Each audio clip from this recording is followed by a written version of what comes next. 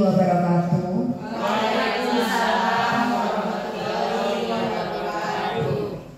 Alhamdulillahirabbil alamin. Bersyukur kita kepada Allah Subhanahu wa taala karena di kesempatan siang ini kita masih diberikan nikmat oleh Allah. Di antaranya nikmat iman, nikmat Islam, serta nikmat kesempatan, sehingga pada siang hari ini kita diberikan kesempatan untuk melaksanakan atau mengikuti rangkaian kegiatan dari calon guru penggerak yang sedang dijalani oleh salah seorang guru hebat kita, yaitu Ibu Ses Mulyastuti. Hari ini dengan judul Diseminasi Budaya Positif Modul 1.4. Salam dan salam juga selalu tetap tercurah kepada Nabi besar kita, yakni Nabi Muhammad SAW. Baiklah, untuk kegiatan hari ini langsung saja. Yang pertama yaitu kita minta arahan dari Ibu Kepala Sekolah kepada Ibu Afrianti SPDSD. Silakan.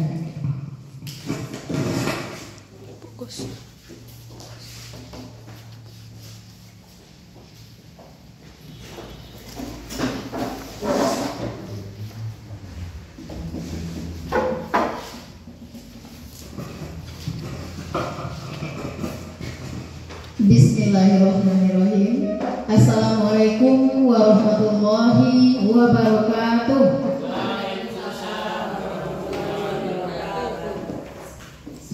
Puji dan syukur kita ucapkan kehadirat Allah Subhanahu wa taala yang telah melimpahkan rahmat dan nikmatnya kepada kita bersama, sehingga di siang hari ini kita masih diberikan kesempatan oleh Allah, masih dipertemukan oleh Allah dalam ruangan yang sangat kita cintai ini dalam rangka melaksanakan suatu kegiatan, yakni diseminasi penerapan budaya positif di sekolah kita yang akan dipaparkan nanti oleh salah seorang guru hebat kita, yakni Ibu Ses Mulyastuti SPD. Kemudian selawat beserta salam yang tak bosan-bosannya kita hantarkan buat Nabi besar kita, yakni Nabi besar Muhammad SAW, yang telah membawa umat manusia dari lembah yang jahil kepada lembah yang penuh dengan keislaman seperti yang kita rasakan pada saat ini. Baiklah Bapak dan Ibu semuanya, terima kasih kami ucapkan kepada pembawa acara pada siang hari ini, yakni Bu Desi, yang telah memberikan waktu kepada kami untuk memberikan arahan.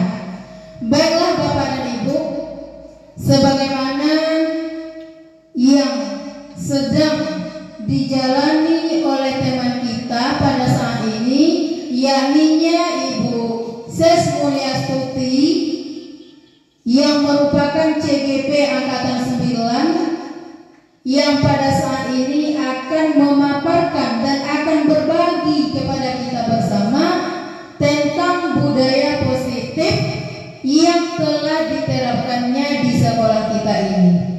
Sebagaimana implementasi budaya positif yang telah dilakukan oleh Ibu Ses Mulyastuti, yakni berpihak kepada siswa.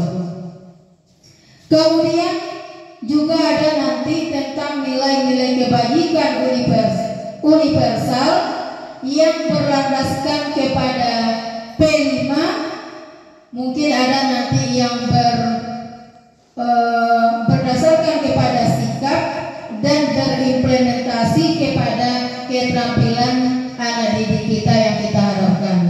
Mungkin kita semua sudah memahami dan sudah mengetahuinya, karena kita mungkin juga telah sama-sama belajar di PMN dan juga telah disebarkan oleh guru CGP kita, yang insya Allah itu di sekolah kita sudah berjalan 3 orang.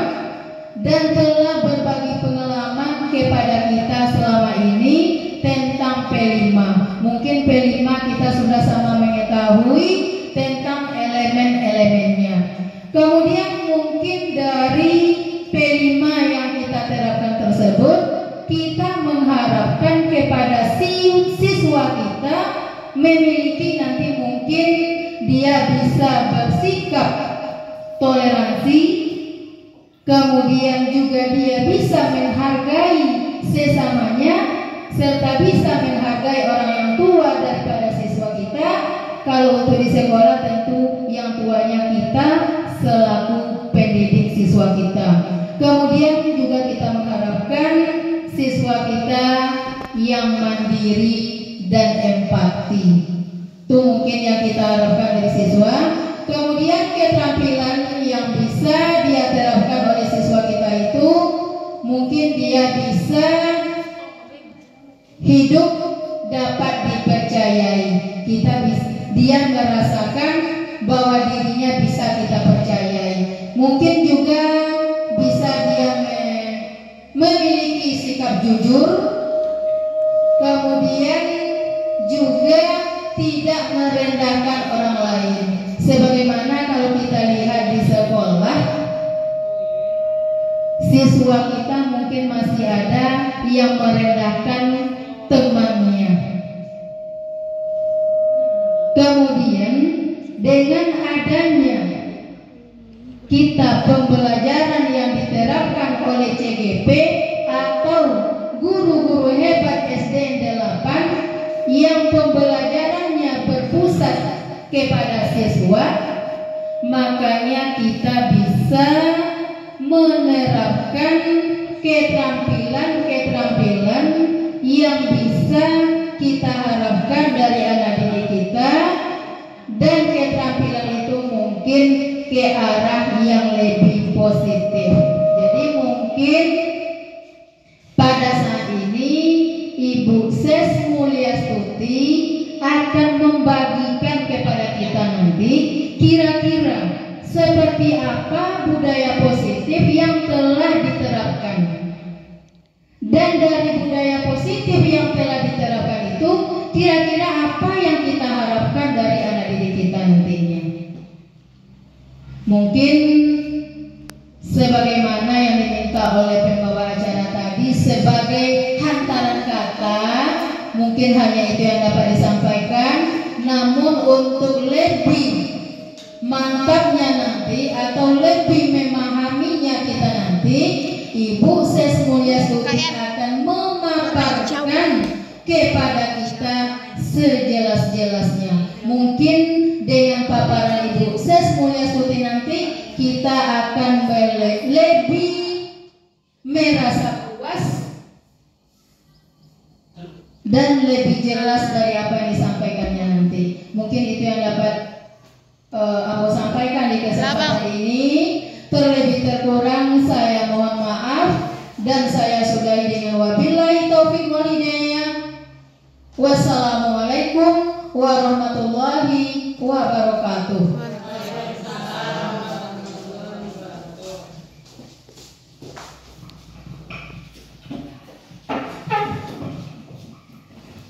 Baik, kita ucapkan terima kasih kepada Ibu Kepala Sekolah yang sudah memberikan arahan untuk kita semua. Kita masuk ke acara yang kedua, yaitu pemaparan modul 1.4 tentang diseminasi budaya positif oleh salah seorang guru CGP kita angkatan 9 kepada Ibu Ses Mulyastuti SPD SD. Disilakan.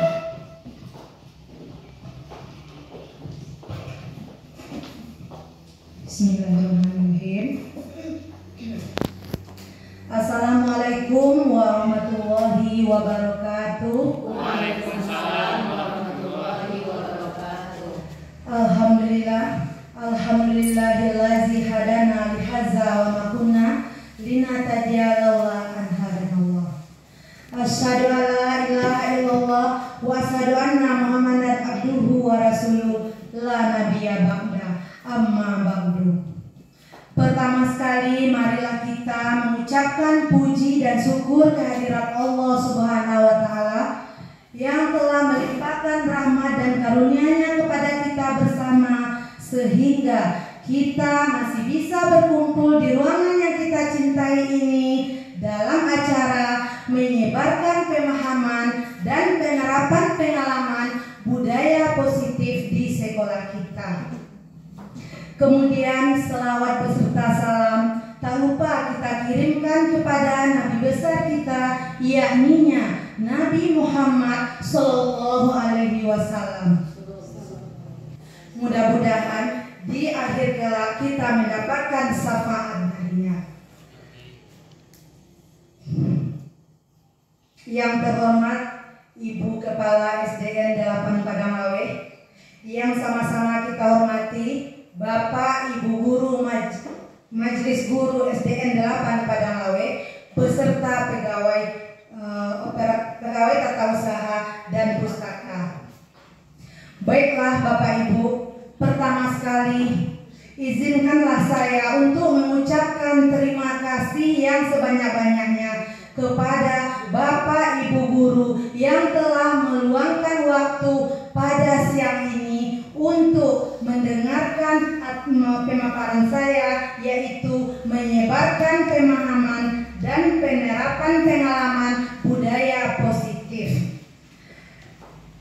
Pada kesempatan ini saya akan menyampaikan budaya positif yang merupakan tugas dari modul 1.4, yaitu dalam calon guru penggerak angkatan 9. Jadi izinkan saya, Ses Mulyastuti, calon guru penggerak angkatan 9 yang sedang mengikuti program pendidikan guru penggerak. Baiklah Bapak Ibu, pada siang ini kita sudah siap tadi, yaitu sudah seharian dalam tugas keseharian kita tadi, yaitu mengajar siswa dari pagi hingga siang ini. Jadi mungkin ada yang sudah lelah, ada yang sudah mengantuk. Jadi untuk itu marilah sebelum kita memulai acara ini, kita adakan dulu ice breaking atau penyegaran yang akan dipandu oleh ibu kita Jenny Zoraelisma. Kepada Ibu Jenny disilakan.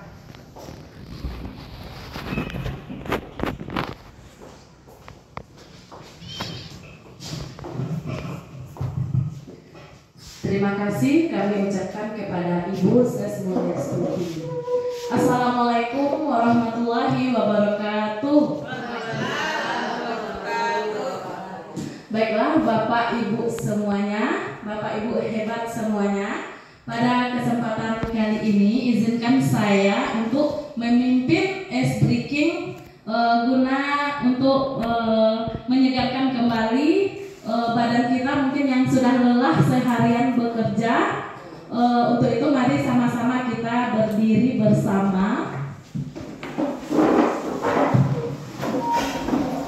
Kita goyang ya Bapak Ibu.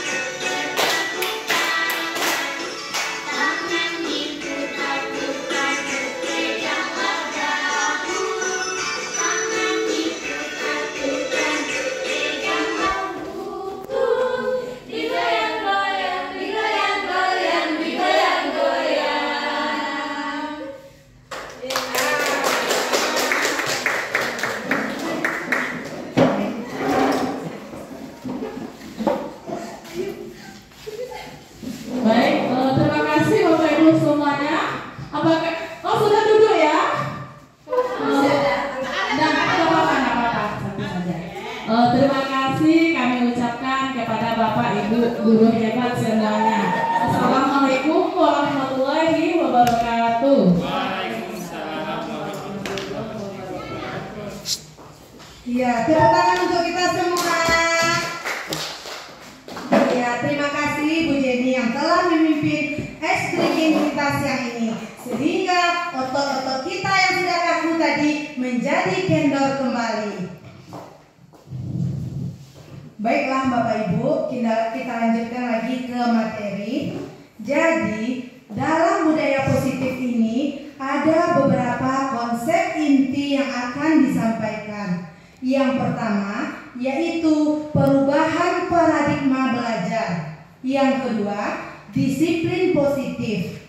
Yang ketiga, nilai-nilai kebajikan. Yang keempat, motivasi perilaku manusia. Yang kelima, kebutuhan dasar manusia. Yang keenam, posisi kontrol guru. Yang ketujuh, keyakinan kelas. Dan terakhir, segitiga restitusi. Kemudian kita mulai dulu yang pertama, yaitu perubahan paradigma belajar. Selama ini mungkin kita pembelajarannya yaitu berpusat pada guru atau dengan teacher center. Jadi pada pembelajaran ini yang menempatkan siswa sebagai objek dalam belajar dan kita ini masih bersifat klasik. Jadi dalam pendekatan ini guru menempatkan dirinya sebagai orang yang serba tahu. Jadi kita menganggap diri kita serba tahu dan sebagai satu-satunya sumber belajar. Padahal siswa kita itu kalau digali dia sudah mempunyai keunikan yang berbeda-beda. Kemudian, jadi perubahan paradigma itu yaitu kepada pembelajaran yang berpusat pada murid, yaitu student center. Jadi, kalau pada student center ini proses pembelajaran didasarkan pada kebutuhan dan minat anak dengan melihat hasil observasi yang menunjukkan capaian anak. Jadi, apa yang disenangi anak serta anak-anak tersebut aktif pada kegiatan belajar. Kemudian, pembelajaran dengan paradigma baru ini merupakan pembelajaran yang dirancang berdasarkan prinsip pembelajaran berdiferensiasi, sehingga para peserta didik belajar sesuai kebutuhannya berdasarkan tahap perkembangan sesuai teori psikologi modern untuk mewujudkan profil pelajar Pancasila. Jadi, Bapak Ibu, kita sudah sama-sama tahu yaitu ada 6 dimensi pada profil pelajar Pancasila. Yang pertama, beriman, bertakwa kepada Tuhan Yang Maha Esa dan berakhlak mulia. Yang kedua, berkebinekaan global. Yang ketiga, mandiri. Yang keempat, bergotong royong. Yang kelima, bernalar kritis dan kreatif. Kemudian ada beberapa miskonsepsi tentang teori kontrol. Jadi yang pertama, ilusi guru mengontrol murid. Jadi itu ya miskonsepsi kita selama ini. Yang kedua, ilusi bahwa semua penguatan positif efektif dan bermanfaat. Yang ketiga, ilusi bahwa kritik dan membuat orang merasa bersalah dapat menguatkan karakter. Yang keempat, ilusi bahwa orang dewasa memiliki hak untuk memaksa. Jadi, kita lihat satu persatu. Yang pertama, ilusi guru mengontrol murid. Pada dasarnya, kita tidak dapat memaksa murid untuk berbuat sesuatu jikalau murid tersebut memilih untuk tidak melakukannya. Jadi, teori kontrol ini menyatakan bahwa semua perilaku memiliki tujuan, bahkan terhadap perilaku yang tidak disukai. Yang kedua, ilusi bahwa semua penguatan positif, efektif, dan bermanfaat. Jadi, segala usaha untuk mempengaruhi murid suatu perilaku tertentu adalah suatu usaha untuk mengontrol murid tersebut. Dalam jangka waktu tertentu, kemungkinan murid tersebut akan menyadarinya dan mencoba untuk menolak bujukan kita, atau bisa jadi murid tersebut menjadi tergantung pada pendapat sang guru untuk berusaha. Kemudian yang ketiga, ilusi bahwa kritik dan membuat orang merasa bersalah dapat menguatkan karakter.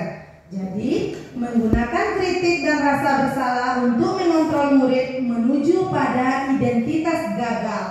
Mereka belajar untuk merasa buruk tentang diri mereka.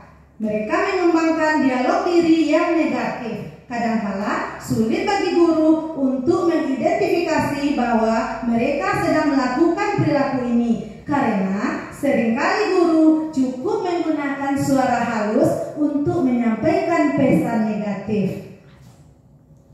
Kemudian yang keempat, ilusi bahwa orang dewasa memiliki hak untuk memaksa.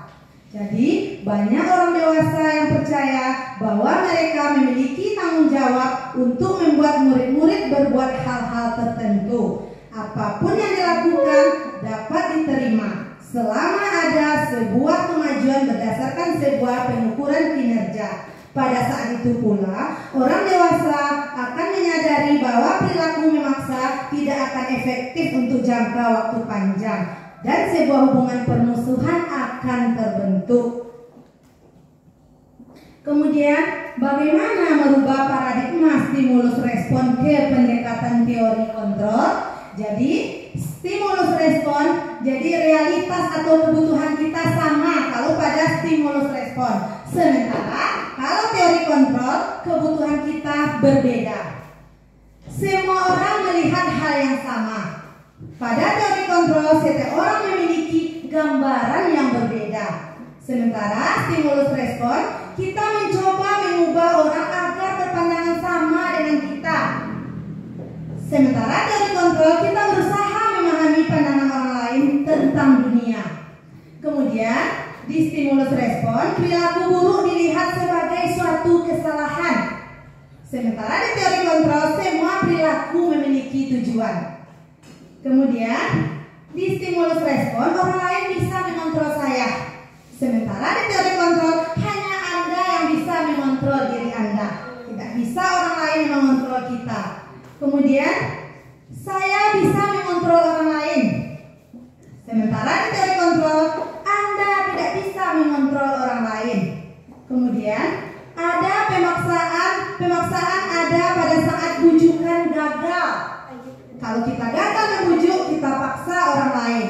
Kemudian, kalau di teori kontrol, kolaborasi dan konsensus menciptakan pilihan-pilihan baru. Stimulus respon, model berpikirnya menang kalah. Sementara teori kontrol, model berpikirnya menang-menang. Nah, jadi apa itu disiplin positif? Jadi disiplin positif itu mengacu pada disiplin diri yang bertanggung jawab terhadap apa yang dilakukan, karena mereka mendasarkan tindakan mereka pada nilai-nilai kebajikan universal. Jadi di sini disiplin positif merupakan salah satu cara penerapan disiplin yang bertujuan untuk menumbuhkan kesadaran serta memberdayakan peserta didik tanpa penghargaan dan hukuman. Mungkin selama ini kita sering memberikan penghargaan kepada murid. Rencana tujuan kita yaitu agar memotivasi murid. Ya, seperti itu Bapak Ibu. Nah, padahal sebenarnya itu kalau bisa kita kurangi penghargaan dan hukuman itu. Karena jika kita tidak memberikan penghargaan kepada murid kita, tentu murid kita itu akan merasa kecewa, merasa tidak ada motivasi dirinya lagi, karena itu motivasinya dari eksternal atau dari luar dirinya. Tapi kalau dia berbuat tidak mengharapkan penghargaan, berarti dia memunculkan motivasi dari dalam dirinya. Begitu juga dengan hukuman. Kalau perlu, kita tidak lagi memberikan hukuman kepada siswa kita. Kemudian, sebagai pendidik, tujuan kita adalah menciptakan anak-anak yang memiliki disiplin diri, sehingga mereka bisa berperilaku dengan mengacu pada nilai-nilai kebajikan universal dan memiliki motivasi intrinsik atau dari dalam diri siswa tersebut, bukan ekstrinsik, dalam perubahan perilaku ke arah yang lebih baik. Apa itu nilai-nilai kebajikan? Yaitu nilai yang disepakati bersama terlepas dari suku bangsa, agama, bahasa, maupun latar belakangnya. Jadi, apa saja contoh nilai kebajikan universal? Yaitu nilai-nilai yang terdapat pada profil pelajar Pancasila. Yang pertama, itu beriman bertakwa kepada Tuhan Yang Maha Esa dan berakhlak mulia, mandiri, bernalar kritis, berkebinekaan global, bergotong royong, dan kreatif. Kemudian, apa saja contoh nilai kebajikan dari sikap murid? Yaitu toleransi, rasa hormat, integritas, mandiri, menghargai, antusias, empati, keingintahuan, kreativitas, kerjasama, percaya diri, dan komitmen. Kemudian, apa keterampilan hidup yang harus dimilikinya? Dapat dipercaya, lurus hati, pendengar yang aktif, tidak merendahkan orang lain, memberikan yang terbaik dari dirinya.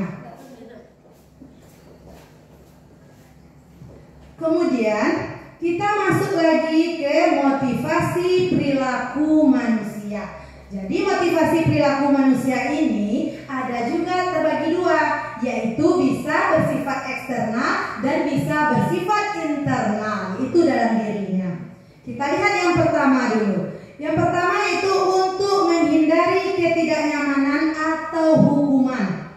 Jadi ini adalah tingkat terendah dari motivasi perilaku manusia. Biasanya orang yang motivasi perilakunya untuk menghindari hukuman atau ketidaknyamanan akan bertanya, apa yang akan terjadi apabila saya tidak melakukannya?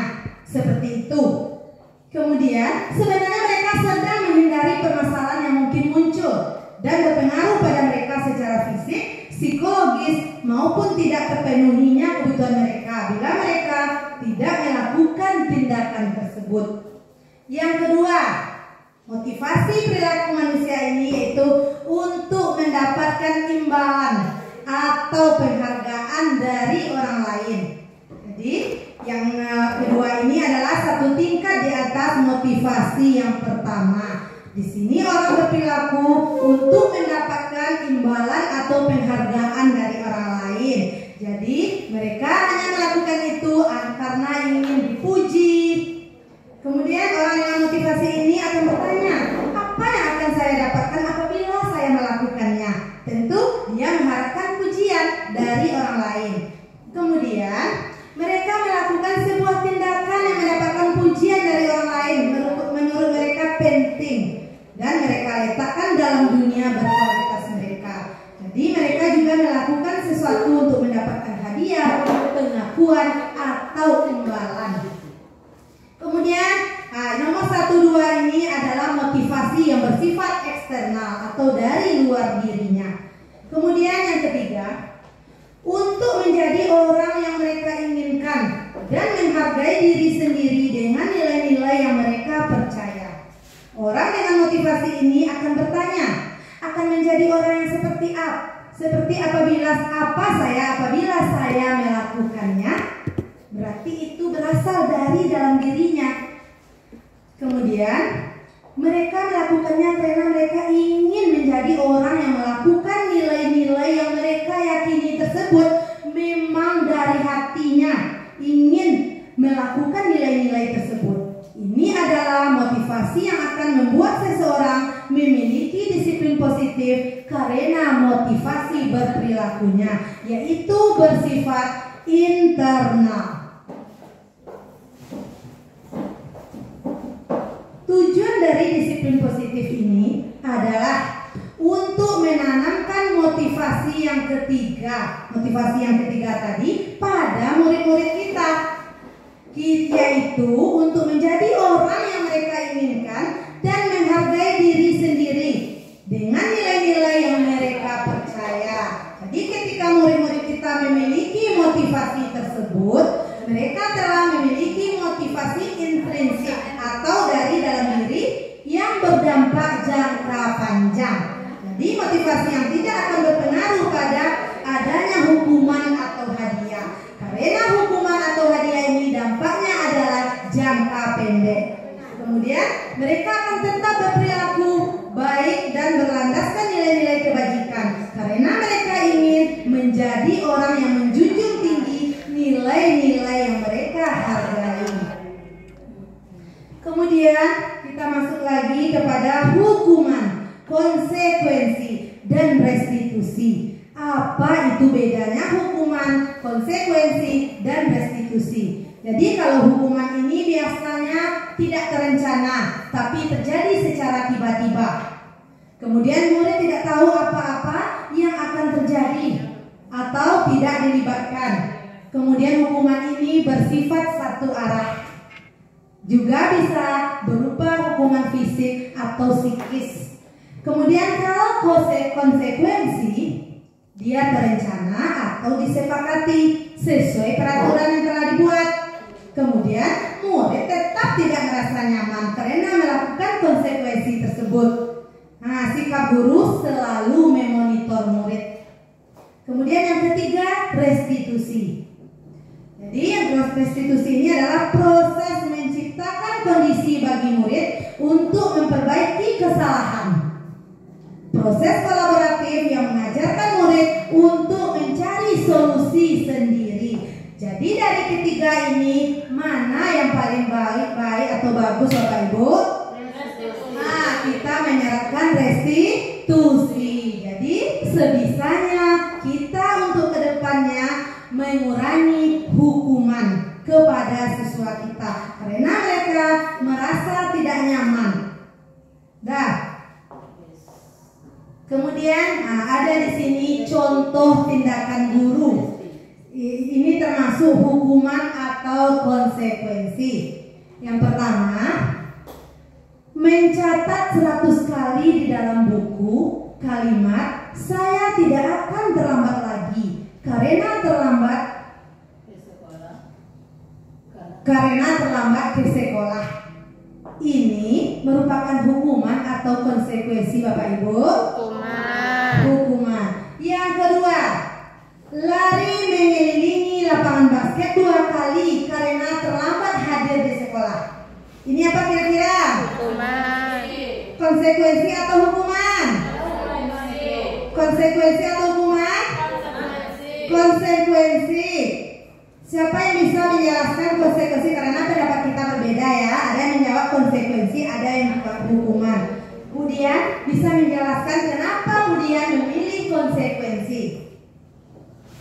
Terima kasih Bu Susumistuti. Sesuai dengan arahan dan paparan yang Ibu sampaikan tadi, bahwasanya konsekuensi itu terjadi karena adanya persetujuan terlebih dahulu, kemudian ada membuat efek jerah terhadap anak-anak, namun bisa melatih kedisiplinan terhadap tingkah laku siswa. Jadi kami berpendapat di sini lari mengelilingi lapangan basket karena ada di sini menyatakan 2 kali. Kemudian karena terlambat hadir ke sekolah, biasanya itu sebelum olahraga bersama guru PJOK ataupun guru piket, biasanya itu merupakan suatu kesepakatan.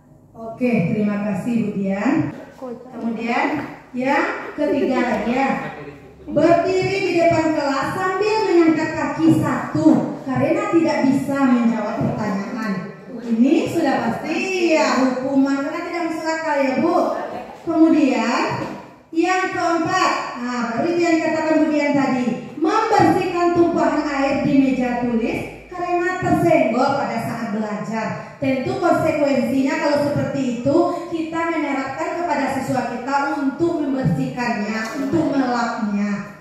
Kemudian terlambat hadir di pembelajaran daring 15 menit dan diminta untuk tinggal 15 menit sesudah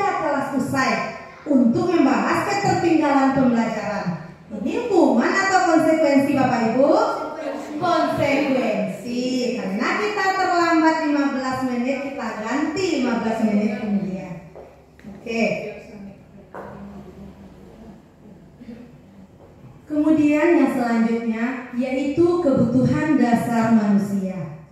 Di sini seluruh tindakan manusia memiliki tujuan tertentu. Semua yang kita lakukan adalah usaha terbaik kita untuk mendapatkan apa yang kita inginkan. Ketika kita mendapatkan apa yang kita inginkan, sebetulnya saat itu kita sedang memenuhi satu atau lebih dari satu kebutuhan dasar kita. Jadi, apa-apa saja kebutuhan dasar manusia itu? Ada 5 ya Bapak Ibu. Yang pertama, kebutuhan bertahan hidup atau survival. Yang kedua, kebutuhan untuk diterima, kasih sayang dan rasa diterima. Yang ketiga, kebutuhan pengakuan atas kemampuan penguasaan. Yang keempat, kebutuhan akan pilihan kebebasan. Yang kelima, kebutuhan untuk merasa senang atau kesenangan. Jadi inilah 5 kebutuhan dasar manusia. Kita bahas satu persatu. Yang pertama yaitu kebutuhan bertahan hidup atau survival. Kebutuhan yang bersifat fisiologis untuk bertahan hidup, misalnya kesehatan, rumah, dan makanan. Jadi kebutuhan biologis sebagai bagian dari proses reproduksi termasuk kebutuhan untuk tetap bertahan hidup. Komponen psikologis pada kebutuhan ini meliputi kebutuhan akan perasaan aman. Yang kedua, kebutuhan untuk diterima, kasih sayang dan rasa diterima. Jadi kebutuhan ini juga bersifat psikologis, meliputi kebutuhan akan hubungan dan koneksi sosial. Jadi kebutuhan untuk memberi dan menerima kasih sayang dan kebutuhan untuk merasa menjadi bagian dari suatu kelompok.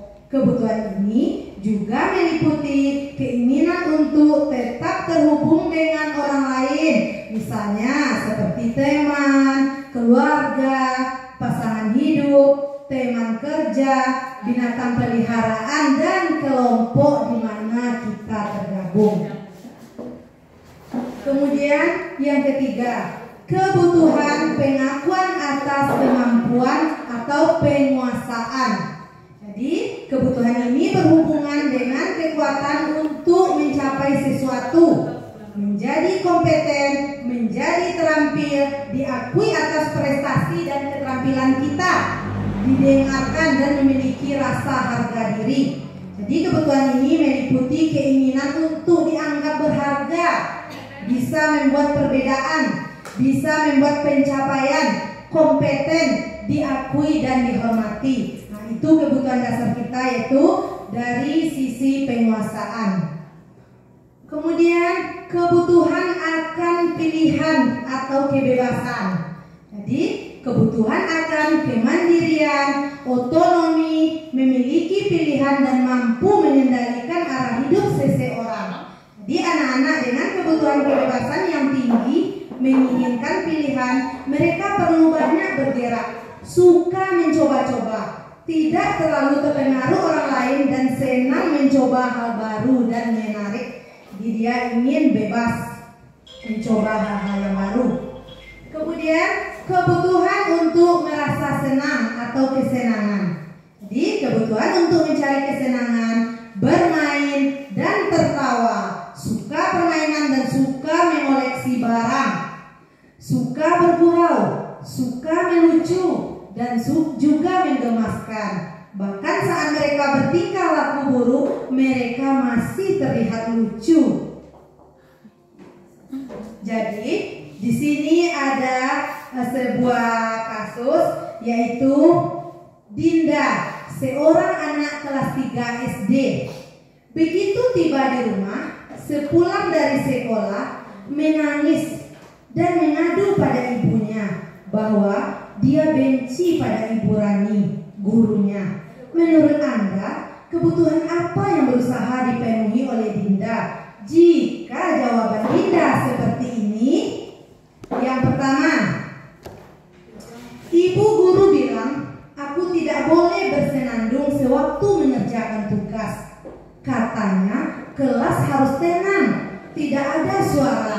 Kan nggak seru jadinya. Kira-kira ini kebutuhan apa Bapak Ibu? Dari yang 5 tadi.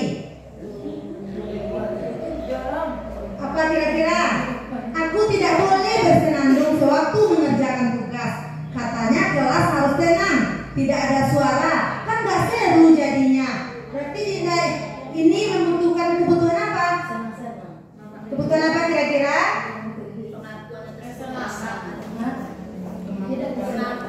Kesenangan atau penguasaan?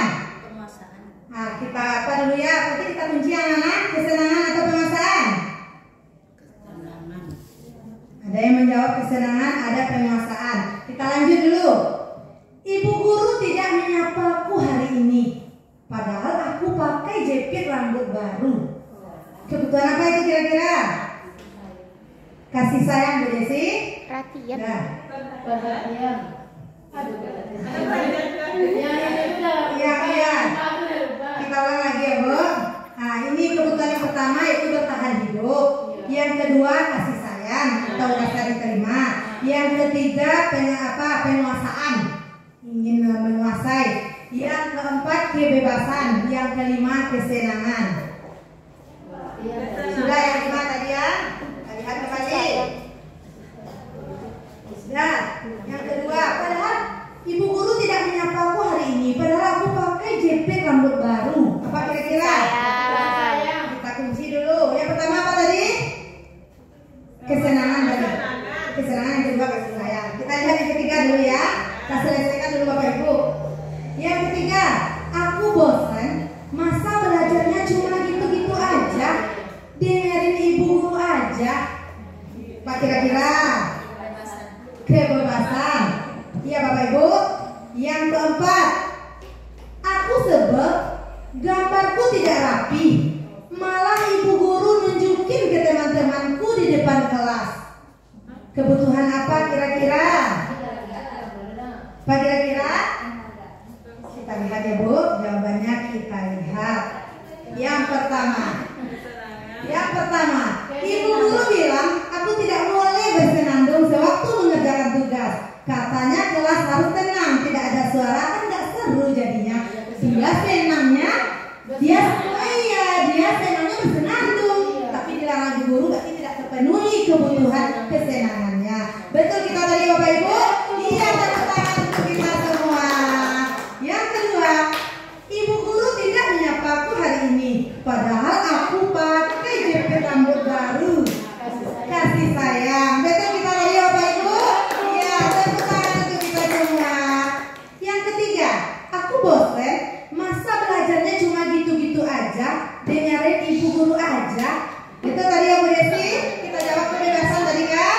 Iya, tepuk tangan untuk kita semua. Yang terakhir, aku sebel gambarku tidak rapi, malah ibu guru nunjukin ke teman-temanku di depan kelas. Jadi kebutuhan apa itu ternyata Bapak Ibu? Penguasaan. Dia mau dikatakan oleh ibu gurunya, ini gambarnya bagus, jadi ingin menguasai. Jadi itu tidak terpenuhi kebutuhan penguasaannya. Kemudian lanjut lagi materi berikutnya, yaitu 5 posisi kontrol guru. Ini yang pertama yaitu penghukum. Yang kedua, pembuat merasa bersalah. Yang ketiga, sebagai teman. Yang keempat, pemantau. Yang kelima, manajer. Kita tanya dulu Bapak Ibu, kira-kira posisi kita selama ini di mana Bapak Ibu? Posisi kita selama ini yang di kelas. Iya, yang lalu Bapak Ibu. Yang pertama kita pasti sebagai apa? Pembuat merasa bersalah. Mungkin saya pribadi, mungkin penghukum. Lebih sering penghukum ya Bu Cynthia. Kita selama ini adalah penghukum dan pembuat merasa bersalah.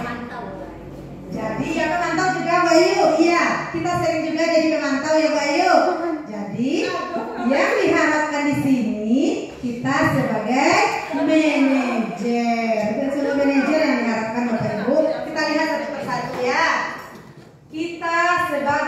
penghukum. Seorang penghukum bisa menggunakan hukuman fisik maupun verbal. Orang-orang yang menjalankan posisi penghukum senantiasa mengatakan bahwa sekolah memerlukan sistem atau alat yang dapat lebih menekan murid-murid lebih dalam lagi. Mungkin kita menghukum secara fisik ya tidak ada sekarang lagi ya Bapak Ibu, tapi secara verbal masih ada kan? Nah masih, mungkin yang terlambat siswa kita hukum. Jadi, nah seperti ini kata-kata kita, patuhi aturan saya atau awas. Ada kita seperti itu kepada murid? Ada. Awas kalau setiap hari kata Bu Dewi. Awas kalau tidak siap, kamu tidak boleh pulang. Ya seperti itu kita. Yang kedua, kamu selalu saja salah. Selalu kamu. Kemarin kamu dipanggil ke kantor. Sekarang kamu lagi. Seperti itu kita. Kamu selalu terlambat datang. Kamu selalu terlambat datang ke sekolah. Ya Bapak Ibu. Kemudian selalu, pasti selalu yang terakhir selesai. Itu anak di dalam kelas mungkin anak di dalam kelas seperti kalau di kelas 4 mungkin Hani. Selalu Hani yang terakhir siapnya. Kenapa begitu Hani? Nanti kita masih di posisi penghukum. Padahal menurut kita rasanya kata-kata itu tidak seberapa ya nak. Ya Bapak Ibu, tidak seberapa. Tapi sudah menyakiti hati murid kita. Oke. Yang kedua, pembuat merasa bersalah. Guru akan bersuara lebih lembut. Suara kita lembut. Pembuat rasa bersalah akan menggunakan keheningan yang membuat orang lain merasa tidak nyaman, bersalah atau rendah diri. Apa contohnya? Ibu sangat kecewa sekali dengan kamu. Nah, kita kan lembut, tapi karena kita mengatakan kecewa, tentu anak merasa bersalah. Yang kedua, berapa kali Bapak harus memberitahu kamu ya? Gimana coba kalau orang tua kamu tahu kamu berbuat begini? Tentu anak tadi merasa bersalah ke orang tuanya. Kita berikan, saya sendiri sering seperti itu Bapak Ibu. Jadi untuk kedepannya itu akan kita rubah lagi. Iya, berangsur-angsur kita ya Bapak Ibu. Kemudian yang ketiga, sebagai teman, guru pada posisi ini tidak akan menyakiti murid, namun akan tetap berupaya mengontrol murid melalui persuasi. Posisi teman pada guru bisa negatif ataupun positif. Jadi apa contohnya? Ayo bantulah demi Bapak ya. Ayo ingat tidak bantu Bapak selama ini. Ya sudah, kali ini tidak apa-apa. Nanti Ibu bantu bereskan. Seperti itu mungkin kalimat kita kepada anak. Jadi kita di sini adalah sebagai teman. Kemudian yang keempat, sebagai pemantau. Memantau berarti mengawasi. Pada saat kita mengawasi, kita bertanggung jawab atas perilaku orang-orang yang kita awasi. Posisi pemantau berdasarkan pada peraturan-peraturan dan konsekuensi. Jadi seperti apa pertanyaan kita? Peraturannya apa? Apa yang telah kamu lakukan? Sanksi atau konsekuensinya apa? Kalau kita menanyakan seperti itu kepada murid, berarti kita sebagai pemantau.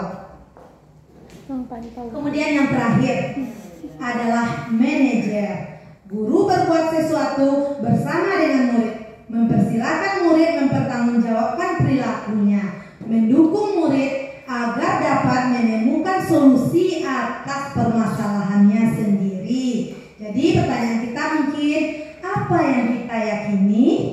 Nah, kita tanya keyakinan pada murid itu. Tentu keyakinannya berdasarkan nilai-nilai kebajikan yang telah terbentuk. Kemudian, apakah kamu meyakininya? Apa rencana kamu untuk memperbaiki hal ini? Jadi kita tanya kepada murid. Tentu murid tersebut akan mencari apa solusi dari permasalahan yang telah diperbuatnya. Jadi itu bersifat dari dalam diri atau internal. Jadi dia yakin apa yang akan diperbuatnya ke depan bisa dia pertanggungjawabkan, karena dia sendiri yang mencari apa rencana kamu untuk memperbaiki hal ini. Kalau siswa mungkin contohnya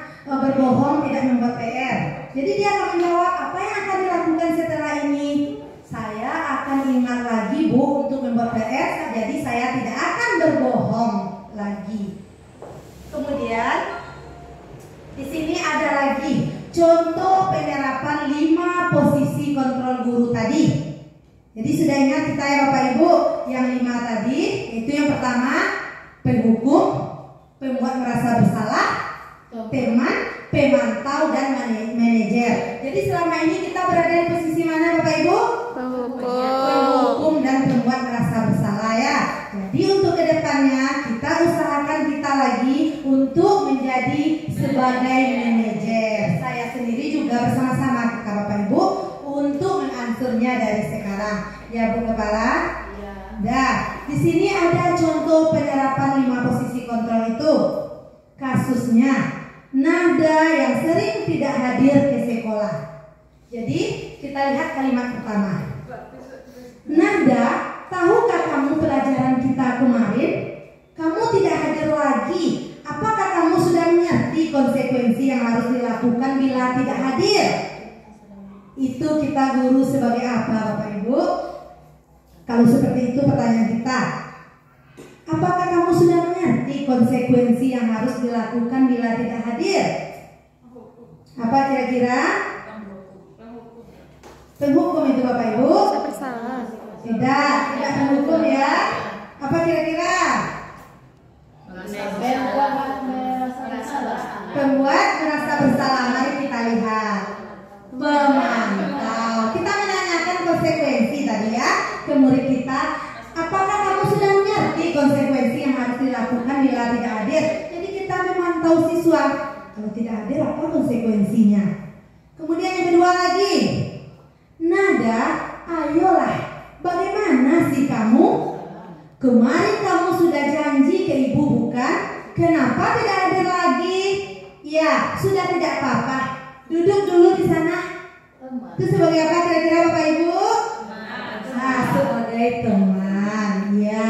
Yang ketiga, nada, kamu ini bagaimana ya? Kamu sudah berjanji dengan ibu tidak akan absen lagi. Kamu kenapa ya senang sekali mengecewakan ibu? Ibu benar-benar kecewa sekali. Membuat merasa bersalah. Kita lemah lembut tapi menusuk. Oke, yang keempat. Tidak hadir lagi. Pasti tidak hadir lagi. Selalu tidak hadir ke sekolah. Kapan bisa hadir setiap hari? Apa kira-kira Bapak Ibu? Iya, penghukum kita kalau seperti itu. Yang terakhir, nada, apakah kamu mengetahui jam berapa sekolah dimulai? Jadi kamu terlambat. Kira-kira bagaimana kamu akan memperbaiki masalah ini? Nah, sudah jelas kalau dia mencari permasalahan sendiri, solusi permasalahan sendiri, itu kita sudah sebagai manajer. Nah, harapkan Bapak Ibu semua untuk kedepannya kita menjadi manajer. Kemudian selanjutnya yaitu keyakinan kelas. Mengapa keyakinan kelas? Mengapa tidak peraturan kelas? Kira-kira mengapa itu Bapak Ibu? Mengapa keyakinan kelas? Kenapa tidak peraturan saja? Iya, bagaimana Bu?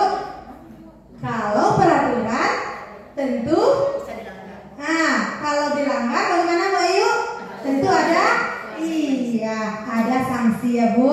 Tapi kalau keyakinan kita bersama ya Bu Ayu, kita berbuat bersama, kita disepakati bersama ya Bu. Jadi diyakinilah oleh siswa tersebut karena dia yang membuatnya. Nah, kita lihat di sini pembentukan keyakinan kelas. Ini tata cara pembuatan keyakinan kelas di kelas kita. Tapi saya yakin Bapak Ibu sudah semua mempunyai keyakinan kelas, yaitu pada awal tahun pelajaran biasanya kita sudah memiliki keyakinan kelas. Jadi yang pertama, keyakinan kelas itu bersifat lebih abstrak daripada peraturan. Itu bedanya ya, yang lebih rinci dan konkret. Yang kedua, bisa berupa pernyataan universal. Yang ketiga, dibuat dalam bentuk pernyataan positif. membuat dilarang merokok, dilarang membuang sampah pada tempatnya, kan seperti itu kalau peraturannya Pak Ibu. Tapi kalau keyakinan kita membuatnya harus dalam kalimat positif. Misalnya dilarang membuang sampah, apa kalimatnya supaya menjadi positif? Sampah harus kita masukkan. Iya, buanglah sampah ke tempat sampah atau sampah harus dimasukkan ke tempat sampah. Jadi kalimat kita sudah menjadi kalimat positif. Kemudian keyakinan ini sedikit saja agar mudah diingat. Jadi sesuai dengan kondisi kelas atau sekolah sehingga mudah diterapkan. Karena yang membuat kita, guru dengan murid, tentu disesuaikan dengan sekolah kita. Tidak mungkin keyakinan kelas di kota sama dengan kita di desa. Nah, kemudian semua warga kelas dilibatkan. Jadi di sini kami sudah membuat keyakinan kelas kemarin, memang dilibatkan semua murid. Jadi murid ada 20 orang, semuanya membuat keyakinan 1 per orang. Dari keyakinan yang 20 itu, jadi kami kumpulkan yang sama, tentu kita jadikan 1. Dari 20 tersebut terdapatlah di kelas 4B kemarin, yaitu menjadi 8 keyakinan. Kemudian semua bersedia meninjau kembali keyakinan kelas dari waktu ke waktu. Setelah keyakinan kelas kita dibuat tersebut, kita tinjau dari waktu ke waktu, mungkin sekali sebulan, 2 bulan. Kemudian setelah keyakinan kita sepakati sebanyak 8, kemudian kita bersama siswa menandatangani keyakinan kelas tersebut. Jadi semua kita di lokal tersebut sudah yakin dengan keyakinan yang kita buat. Jadi siswa merasa bertanggung jawab untuk memenuhi keyakinan kelas tersebut. Kemudian segitiga restitusi. Segitiga restitusi adalah suatu proses dialog yang dijalankan oleh guru atau orang tua agar dapat menghasilkan murid yang mandiri dan bertanggung jawab. Jadi segitiga restitusi ini ada 3 tahapan ya Bapak Ibu. Yang pertama yaitu menstabilkan identitas. Yang kedua, validasi tindakan yang salah. Yang ketiga, menanyakan keyakinan. Jadi akan kita bahas satu persatu. Yang pertama yaitu menstabilkan identitas. Jadi berdasarkan pada prinsip bahwa membuat kesalahan adalah bagian dari proses pembelajaran. Jadi jika anak melakukan kesalahan itu adalah sebuah proses dari pembelajaran. Tidak kita salahkan langsung anak tersebut. Jadi apa kata-kata yang bisa kita ucapkan kepada anak kita? Berbuat salah itu tidak apa-apa. Tapi kita juga tidak mendukung ya Bapak Ibu kesalahannya. Tapi itu adalah untuk proses pembelajaran ke depannya. Yang kedua, tidak ada manusia yang sempurna. Ibu juga pernah melakukan kesalahan seperti itu. Kemudian, ibu tidak tertarik mencari siapa yang salah. Tapi, ibu ingin mencari solusi dari permasalahan ini. Kemudian, yang terakhir, kamu berhak merasa begitu. Jadi seperti itulah pada tahap menstabilkan identitas sewaktu kita menjalankan segitiga restitusi untuk menyelesaikan permasalahan yang terjadi pada murid kita. Kemudian yang kedua lagi, validasi tindakan yang salah. Berdasarkan pada prinsip setiap perilaku berupaya memenuhi suatu kebutuhan tertentu. Jadi kita katakan kepada siswa, padahal kamu bisa melakukan yang lebih buruk dari ini ya. Tapi dia tidak melakukannya. Mungkin dia cuma mengejek teman, diejek oleh teman, lalu dia menangis. Padahal dia bisa meninju teman tersebut, tapi tidak dilakukannya. Jadi seperti itu kita katakan kepada murid tersebut, padahal kamu bisa melakukan yang lebih buruk dari ini ya. Tapi dia tidak melakukan. Jadi tetap kita memberikan penguatan positif kepada anak tersebut. Kemudian kamu pasti punya alasan mengapa melakukan hal itu. Jadi kita tanya alasan siswa dulu melakukan hal itu. Mungkin dia meninju temannya. Mungkin alasannya karena dia ditertawakan oleh temannya. Itu yang akan kita selesaikan dengan segitiga restitusi. Kemudian kamu patut bangga pada pada dirimu sendiri, karena kamu yang melindungi sesuatu yang penting buatmu. Jadi tentu anak kita juga ingin melindungi dirinya. Tentu dia membela diri dari temannya, makanya terjadi permasalahan. Kemudian kamu melakukannya karena mempertahankan sesuatu yang penting bagimu. Kemudian yang ketiga, menanyakan keyakinan. Jadi berdasarkan prinsip teori kontrol, bahwa pada dasarnya kita termotivasi secara intrinsik atau dari dalam diri kita.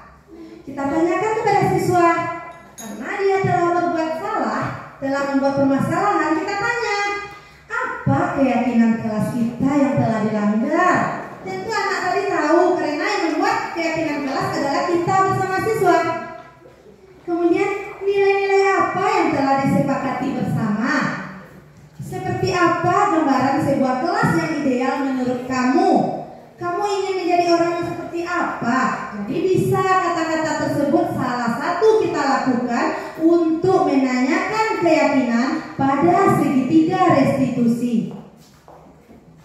Di sini kami mempunyai sebuah contoh, yaitu menerapkan segitiga restitusi di kelas, yaitu siswa yang berbohong saat tidak mengerjakan PR. Waalaikumsalam, Agus. Ayo duduk. Ibu lihat tadi belajarnya semangat sekali ya. Iya, Bu. Agus, kenapa Agus berbohong dengan mengatakan buku bersama pendidikan agar selamat? Sementara buku PR Agus ternyata ada di dalam kelas. Iya, Bu. Agus, setiap orang pasti pernah melakukan kesalahan. Bukan pernah juga melakukan kesalahan. Ibu yakin Agus pasti punya alasan melakukan itu. Kalau ibu boleh tahu, apa alasannya? Saya lupa mengerjakan tugas, Bu. Kenapa Agus bisa lupa? Saya langsung bermain HP pulang sekolah. Akhirnya saya lupa mengerjakan tugas. Wah, pasti seru sekali permainannya ya, hingga Agus lupa waktu. Iya, Bu. Menurut Agus, dengan tidak mengerjakan tugas, adakah keyakinan kelas yang Agus langgar? Ada, Bu. Saya tidak mengerjakan tugas kepada guru. Apa yang akan Agus lakukan untuk memperbaiki kesalahan itu? Saya akan mengurangi bermain HP dan ada waktu untuk mengerjakan tugas. Menurut Agus, bermain HP itu bagusnya berapa jam sehari? 2 jam saja, Bu. Terus apa yang akan Agus lakukan setelah itu? Saya akan mengulang pelajaran dan mengerjakan tugas agar tidak lupa lagi, Bu. Wah, Ibu setuju sekali dengan usaha yang akan Agus lakukan. Semangat ya, Ibu yakin Agus bisa lebih baik lagi dan mengerjakan tugas tepat waktu sehingga tidak perlu berbohong lagi. Iya, Bu. Saya yakin saya bisa mengerjakan tugas tepat waktu dan tidak berbohong lagi, Bu. Iya, pintar sekali Agus. Sudah bisa mencari dan menemukan sendiri solusi atas permasalahan yang Agus hadapi. Semoga Agus bisa mengerjakan tugas tepat waktu. Semangat ya, Nak. Ya, Bu. Terima kasih. Nah, sekarang Agus boleh kembali ke kelas. Baik, Bu. Saya permisi dulu. Assalamualaikum. Waalaikumsalam, Agus.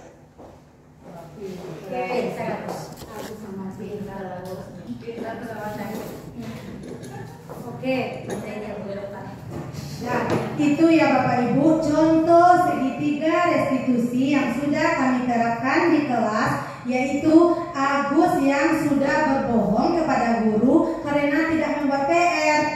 Dikatakan buku PR-nya tinggal di rumah, ternyata buku PR-nya ada di dalam tas, tapi Agus tidak membuatnya karena Agus setiba di rumah langsung bermain HP, jadi lupa mengerjakan tugas. Tapi sejak saat itu Agus telah berjanji tidak akan bermain HP lagi dan akan mengerjakan tugas tepat waktu.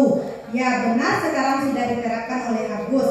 Kemudian yang kedua, kemarin kami juga mencontohkan nada yang terlambat datang ke yang sering tidak hadir ke sekolah.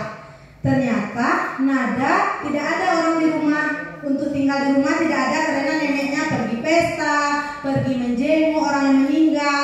Jadi nada takut di rumah sendirian sepulang sekolah. Tapi sudah dicari solusi kemarin. Jadi Nada bersedia masuk tiap hari ke sekolah. Dengan solusinya dia akan bermain di rumah tetangga sampai neneknya pulang. Baiklah Bapak Ibu. Pada contoh penerapan segitiga restitusi tadi, itu adalah materi terakhir kita pada hari ini.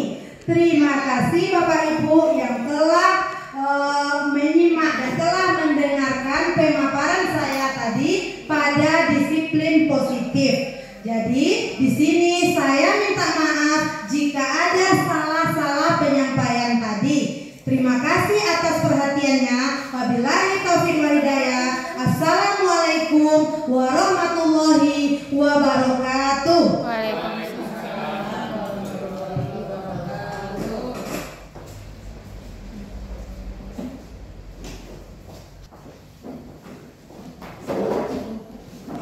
Ayo Bapak Ibu, mari sama-sama kita kasih aplaus dulu Bapak Ibu. Aplaus dulu. Ya, terima kasih kita ucapkan kepada Ibu Ses Mulyastuti SPD yang sudah memberikan pemaparan yang sangat luar biasa dan berharga untuk kita. Semoga nanti kedepannya kita bisa menerapkan budaya positif ini. Amin amin ya rabbal alamin. Baik, mungkin hanya segitu dulu acara kita untuk siang hari ini. Saya sebagai pembawa acara, kalau ada salah dan kata saya mohon maaf. Saya akhiri dengan Assalamualaikum warahmatullahi wabarakatuh. Waalaikumsalam warahmatullahi wabarakatuh.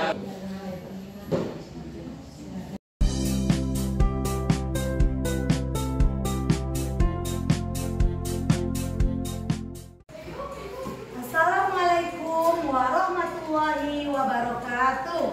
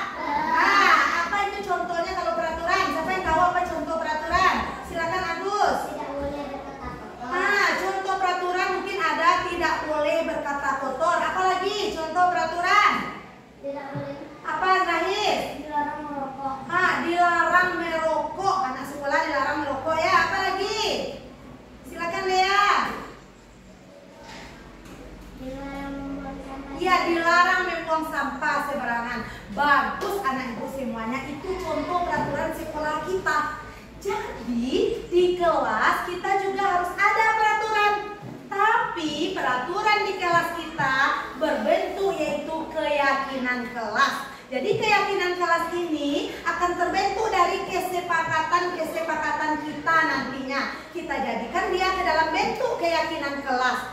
Kenapa keyakinan kelas namanya?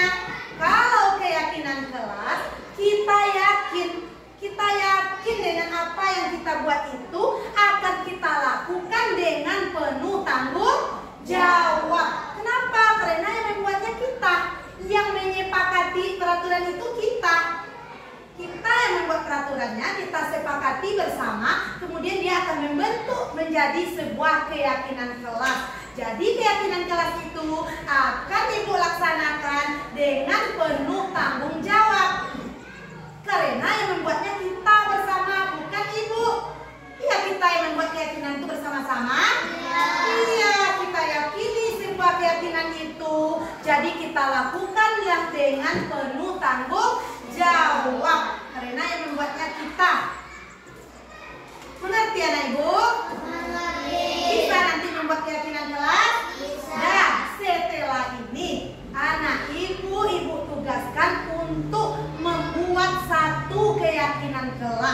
Jadi keyakinan kelas kita ini bersifat positif kalimatnya. Seperti yang anak ibu contohkan tadi, dilarang berkata kotor, dilarang merokok, dilarang membuang sampah sembarangan. Itu namanya berbentuk kalimatnya negatif. Itu yang akan kita ubah menjadi kalimatnya positif. Kalau dalam keyakinan kelas kalimatnya positif ya nak, ayo kita coba mengubahnya menjadi kalimat positif. Karena kalimat negatif itu pakai kata-kata dilarang.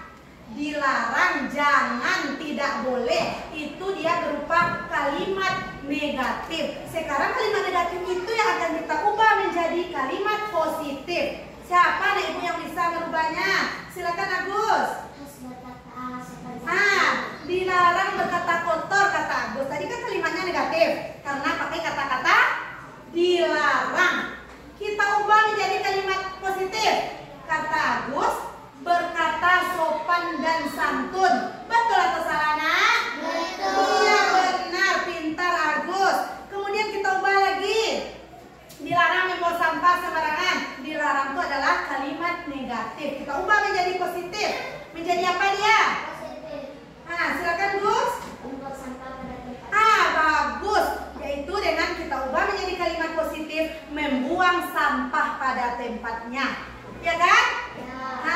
Itu contoh kalimat positif. Jadi anak-anak ibu tugaskan membuat keyakinan kelas cukup satu saja nak.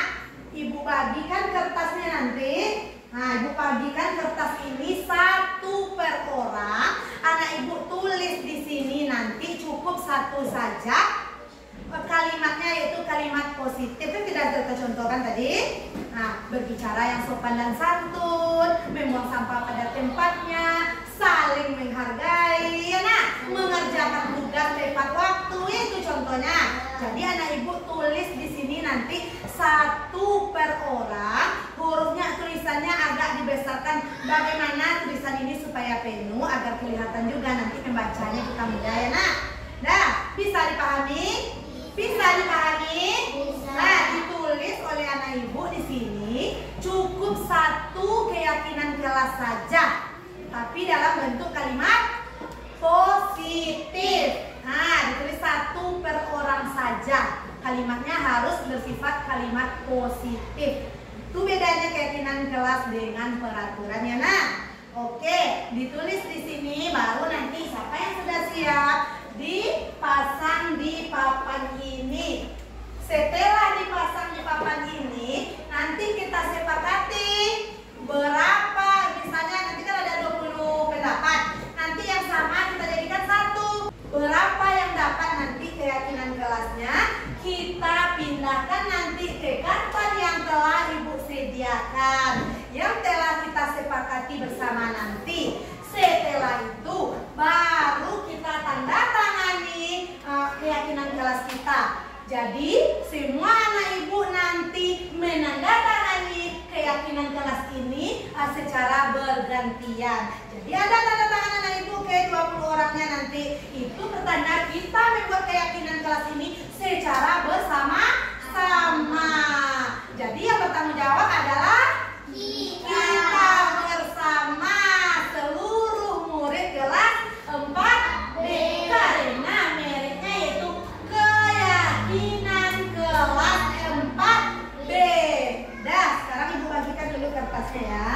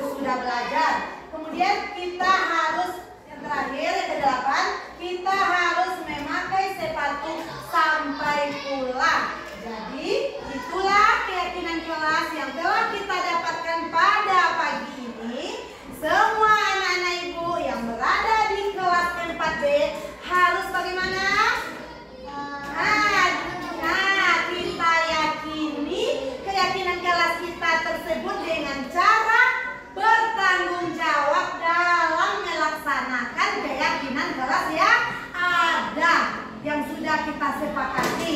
Bisa anak-anak ibu memahaminya? Bisa anak-anak ibu meyakininya nanti? Bisa. Lakukanlah dengan penuh tanggung jawab. Oke, sekarang anak-anak ibu minta untuk menandatangani keyakinan kelas kita ke depan kelas secara bergantian.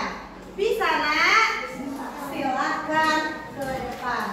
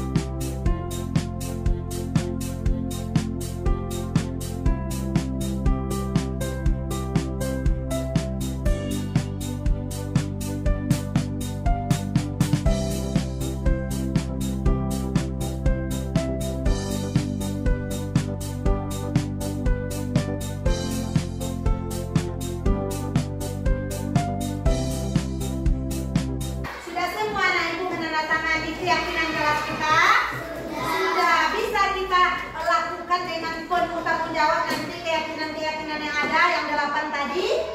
Bisa nak? Bisa. Bisa kita lakukan dengan tanggung jawab? Bisa. Ya bisa ya. Terima kasih. Pagi ini anak-anak ibu telah bisa menciptakan beberapa keyakinan kelas yang telah kita sepakati bersama menjadi 8 keyakinan kelas. Oke, tepuk tangan untuk kita semua. Nah, alhamdulillah kita sudah siap membuat atau menyepakati keyakinan kelas kita. Terima kasih ibu ucapkan kepada anak-anak ibu kelas 4B. Dan salah dan janggal ibu mohon maaf. Ibu sudahi dengan Assalamualaikum warahmatullahi wabarakatuh.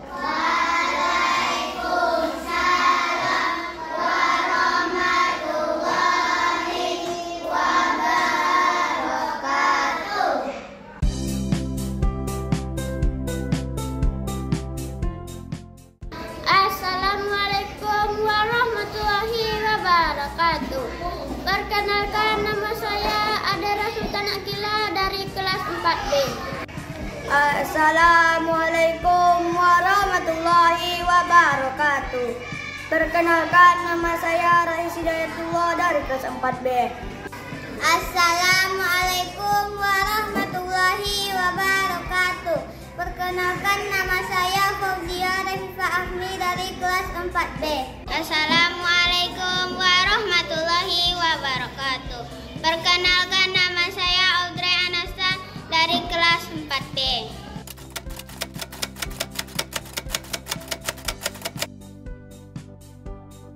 Sangat bersemangat. Sangat senang karena seru sekali. Senang sekali. Senang sekali.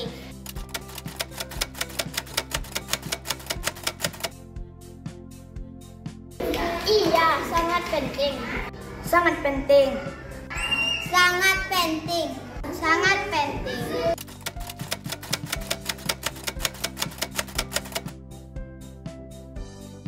Agar membuat kita lebih baik lagi. Dapat membuat kita lebih menghargai orang lain.